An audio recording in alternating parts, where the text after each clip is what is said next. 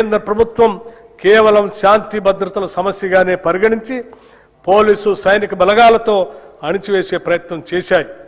కానీ మా ప్రభుత్వం ఈ సమస్య మూలాలను విశ్లేషించి యువతకు సరైన జీవనోపాధి, సామాజిక గౌరవం, ఆర్థిక భరోసా కల్పిస్తే అడవుల్లోకి వెళ్లిన వారు ఆయుధాలు వీడి జనజీవన స్రవంతిలో కలుస్తారనే సామాజిక ఆర్థిక వాస్తవాన్ని గుర్తించి తెలంగాణ ప్రభుత్వం అనుసరించిన దార్శనిక విధానం దేశానికే ఒక ఆదర్శ నమూనాగా నిలిచింది. తెలంగాణ రాష్ట్రం ఏర్పడిన తర్వాత 2014-2023 వరకు 347 మంది మావోయిస్టులు లొంగిపోగా మా ప్రభుత్వం ఏర్పడిన 2023 డిసెంబర్ 7 నుండి 2026 మార్చి 8 వరకు 732 మంది వివిధ స్థాయి క్యాడర్ మావోయిస్టులు లొంగిపోయారు. నక్సలిజం పుట్టుకు కారణమైన ఫ్యూడలిస్టిక్ సామాజిక ఆర్థిక అసమానతలను రూపుమాపటం ద్వారానే నక్సలిజం ఉద్యమానికి ముగింపు పలకగలమని తెలంగాణ రాష్ట్రం నిరూపించింది. సమగ్ర సంక్షేమం, ఉపాధి ద్వారానే నిజమైన సామాజిక మార్పు సాధ్యం అని మన తెలంగాణ రాష్ట్రం దేశానికి మార్గదర్శనం చేసింది. ఈ బడ్జెట్లో హోంశాఖకు 11,907 కోట్ల రూపాయలు ప్రతిపాదిస్తున్నాము. ఆలయాల అభివృద్ధి, తెలంగాణ సాంస్కృతిక ఆధ్యాత్మిక వారసత్వాన్ని కాపాడేందుకు ప్రభుత్వం ప్రత్యేక చర్యలు తీసుకుంటుంది. రాష్ట్రంలో ఆధ్యాత్మిక పర్యాటక అభివృద్ధికి, భక్తులకు మెరుగైన సౌకర్యాలు కల్పించేందుకు భద్రాచలం, కాళేశ్వరం, వేములవాడ, ధర్మపురి వంటి దేవాలయ అభివృద్ధి పైన ప్రత్యేక దృష్టి సారించి తగు నిధులను కూడా మంజూరు చేస్తున్నాం. ప్రసిద్ధి చెందిన రాజన్న దేవాలయాన్ని పూర్తి స్థాయి ఆధ్యాత్మిక కేంద్రంగా అభివృద్ధి చేస్తున్నాం. గోదావరి పుష్కరాలు 12 ఏళ్లకు ఒకసారి అత్యంత పవిత్రంగా జరుపుకునే గోదావరి పుష్కరాలు తెలంగాణ రాష్ట్రంలో 2027 జూన్ 26 నుండి జూలై 7 వరకు జరగనున్నాయి. ఈ పవిత్ర దినాల్లో సుమారు 8 కోట్ల మంది భక్తులు పుణ్యస్థానాలు ఆచరిస్తారని ప్రభుత్వం అంచనా వేస్తుంది. ఈ నేపథ్యంలో తెలంగాణ సంస్కృతి ఉట్టి పడేలా కుంభమేళా తరహాలో ఈ పుష్కరాలను ప్రతిష్టాత్మకంగా నిర్వహించేందుకు రాష్ట్ర ప్రభుత్వం సన్నాహాలు చేస్తుంది. ఈ పుష్కరాల నిర్వహణ మరియు రోడ్ల విస్తరణ, కొత్త ఘాట్ల నిర్మాణం, దేవాలయాల అభివృద్ధి వంటి మౌలిక సదుపాయాల అభివృద్ధి ఏర్పాట్లను పర్యవేక్షించడానికి గౌరవ మంత్రివర్యులు శ్రీ డి శ్రీధర్ బాబు గారి నేతృత్వంలో ఒక ప్రత్యేక కేబినెట్ సబ్ కమిటీని ప్రభుత్వం ఏర్పాటు చేసింది. భక్తులకు సౌకర్యవంతమైన దర్శనం, భద్రత, రద్దీ నియంత్రణ కోసం ఆధునిక సాంకేతికను వినియోగించే చర్యలు తీసుకుంటుంది. ఈ గోదావరి పుష్కరాల నిర్వహణ కొరకు ఈ బడ్జెట్లో 500 కోట్ల రూపాయలు ప్రతిపాదిస్తున్నాం. ఆధ్యాత్మిక పర్యాటక అభివృద్ధి, రాష్ట్రంలో ఆధ్యాత్మిక పర్యాటకాన్ని అభివృద్ధి చేయడంతో పాటు భక్తులకు మెరుగైన సౌకర్యాలు కల్పించడం ప్రభుత్వ ప్రధాన లక్ష్యం. రాష్ట్ర దేవాదాయ శాఖ తెలంగాణ పర్యాటక అభివృద్ధి సంస్థతో కలిసి రాష్ట్రంలో 9 కొత్త పవిత్ర యాత్రా సర్క్యూట్లని ప్రారంభించింది. ఈ యాత్రా సర్క్యూట్ల ద్వారా భక్తులకు వసతి సదుపాయాలు, ప్రత్యేక దర్శనం, పర్యాటక సౌకర్యాలు అందించబడుతున్నాయి. యువజన సర్వీసులు, క్రీడలు, టూరిజం, యువతే రాష్ట్ర భవిష్యత్తుకు మార్గనిర్దేశకులు. వారిలో నైపుణ్యాభివృద్ధిని పెంపొందించి పారదర్శక నియామక ప్రక్రియ ద్వారా ఉపాధి అవకాశాలను పెంపొందిస్తున్నాం. గత ఏడాది డిసెంబర్ 13, 2025న ఉప్పల్ రాజీవ్ గాంధీ అంతర్జాతీయ స్టేడియం ఒక అపూర్వ ఘట్టానికి వేదికైంది. ప్రపంచ ఫుట్బాల్ దిగ్గజం లియోనెల్ మెస్సీని మన హైదరాబాద్ గడ్డపైకి తీసుకురావటం మన ప్రభుత్వ దార్శనికతకు, క్రీడల పట్ల ఉన్న చిత్తశుద్ధికి నిదర్శనం. ఈ చారిత్రక ప్రదర్శన మ్యాచ్లో సాక్షాత్తు గౌరవ ముఖ్యమంత్రి శ్రీ రేవంత్ రెడ్డి గారు పాల్గొన్న తీరు రాష్ట్ర వ్యాప్తంగా లక్షలాది మంది యువతలో అపూర్వమైన క్రీడా స్ఫూర్తిని రగిలించింది.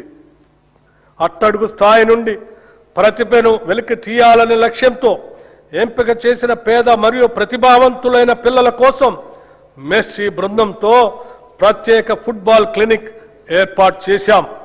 ప్రపంచ స్థాయి ఆటగాళ్ల చేతుల మీదుగా ఈ పిల్లలు శిక్షణ పొందటం రేపటి తెలంగాణ క్రీడా భవిష్యత్తుకు వేసిన బలమైన పునాది. రాష్ట్రాన్ని 2047 నాటికి దేశానికి స్పోర్ట్స్ క్యాపిటల్గా మార్చేందుకు ఈ ప్రభుత్వం ప్రణాళికలు రూపొందించింది. తెలంగాణ స్పోర్ట్స్ కాంక్లేవ్లో రాష్ట్ర నూతన క్రీడా విధానాన్ని మా ప్రభుత్వం ఆవిష్కరించింది. రాష్ట్రంలో క్రీడా రంగం అభివృద్ధి కోసం 9 కీలక ఎంఓయూలు చేసుకున్నాం. వివిధ క్రీడల్లో ప్రత్యేక శిక్షణతో పాటు క్రీడాకారులు మానసికంగా శారీరకంగా దృఢంగా ఉండేందుకు వీలుగా చర్యలు చేపట్టాం. గురుకులాల్లోని విద్యార్థులకు జల్లెడ పట్టి ప్రతిభావంతులను ఎంపిక చేసి ప్రత్యేకంగా శిక్షణ అందించాలని మా ప్రభుత్వం నిర్ణయించింది. రాష్ట్ర యువత క్రీడా రంగంలో ప్రత్యేక నైపుణ్యాలను పెంపొందించుకోవటానికి వీలుగా యంగ్ ఇండియా ఫిజికల్ ఎడ్యుకేషన్ మరియు స్పోర్ట్స్ యూనివర్సిటీని ప్రారంభించాం.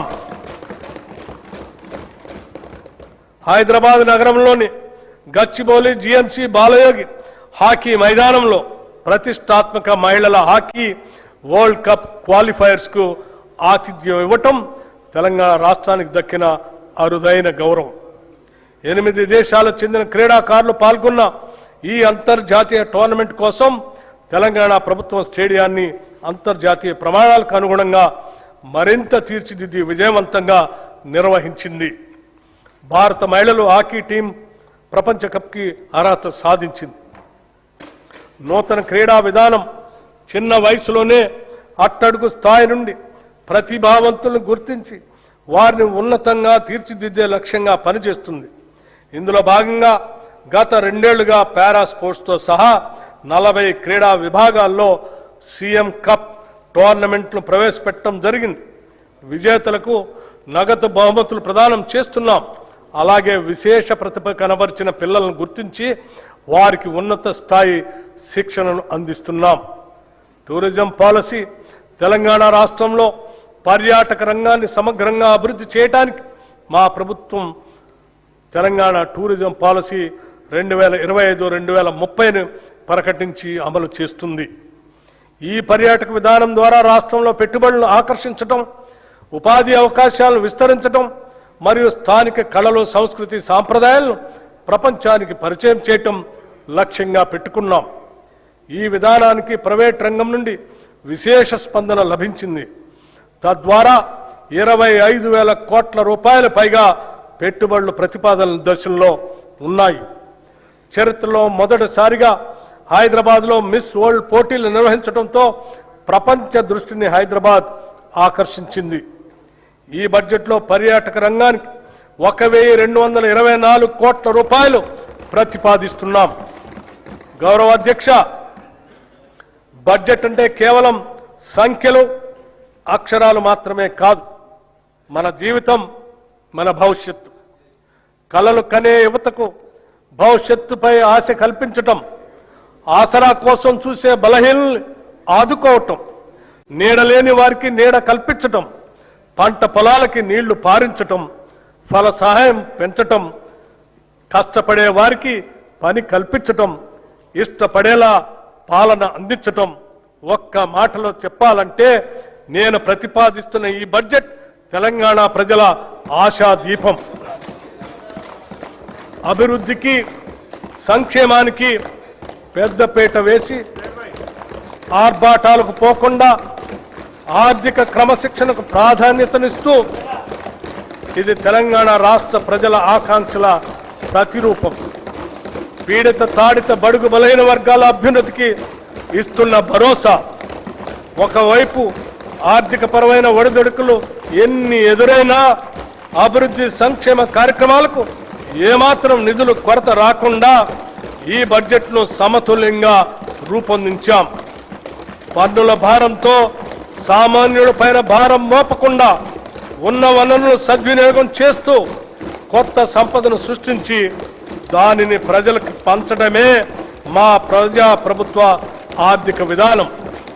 పేదవాడి కన్నీరు తుడిచిన నాడే నిజమైన